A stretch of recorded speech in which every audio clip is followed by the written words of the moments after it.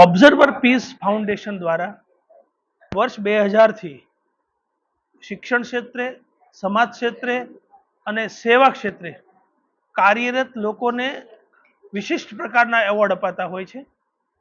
આ એવોર્ડની શ્રૃંખલામાં આ લોકો ભારતભરમાંથી નોમિનેશન જોતા હોય છે, પદ્ધતિ મુજબ મગાવતા હોય છે. એમાં કોઈ અરજી કરવાની નથી હોતી, પણ તમે કરેલા કાર્યોને આધારે આ એવોર્ડ અપાતા હોય છે. મને ગૌરવ અને આનંદ એ વાતનો છે કે ભક્ત કવિ નરસિંહ મહેતા યુનિવર્સિટીમાં કુલપતિ તરીકે life time achievement award observer પીસનો મને મળ્યો અને અમારા વિભાગના પરાગ દેવાણી સમાજશાસ્ત્ર વિભાગના અધ્યાપક એને સેવાકીય ક્ષેત્રે મળ્યો.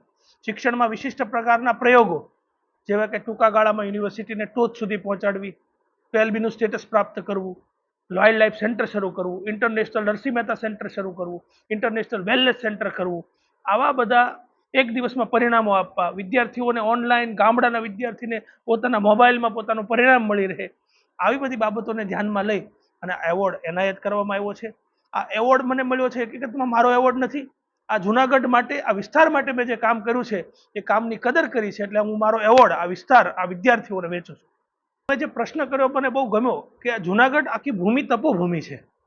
હું જ્યારે આ વિસ્તારમાં આજથી 5 વર્ષ પહેલા આવ્યો ત્યારે મને આ પુસ્તકની વાતો લાગતી હતી, પણ આજે ખરા અર્થમાં હું જ્યારે જોઉં છું ત્યારે ગિરનારની તપોભૂમિ કહેવાય છે કે સાતો ચિરંજીવી ગિરનારમાં વાસ કરે છે. આ તપોભૂમિમાં તમે જ્યારે પુણ્ય કામ કરો છો ત્યારે તમને એનાથી 10 ગણું ફળ મળે છે.